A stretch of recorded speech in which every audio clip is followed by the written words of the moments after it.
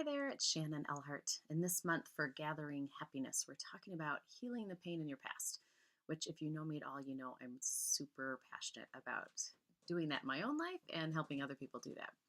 But what I want to tell you about today is my best trick, or maybe the simplest trick, for dealing with two really yucky emotions. Unavoidable, but not very fun emotions, and that's shame and guilt.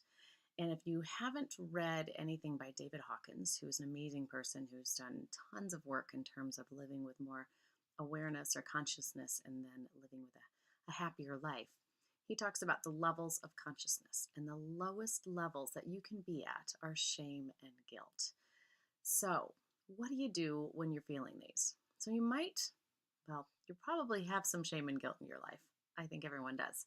So if you can think of a time in your life that maybe makes you cringe when you think of it, and you're like, oh God, I hate that I did that, or I hate that that happened, or I feel such guilt over that, or shame over that decision or action that I took.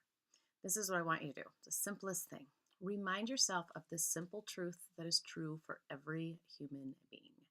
You are doing the very best you can do in that moment. You're doing the best you can with everything you know in that moment. So, sure, can most of us, all of us, I know I can we look back at something in our life and go, oh my God, I would never do that again? What was I thinking? Or why did I do that? Or I feel terrible about that.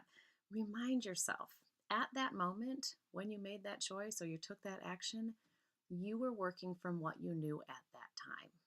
Now, days, months, years later, you know a lot more, you know differently, and you would therefore choose differently.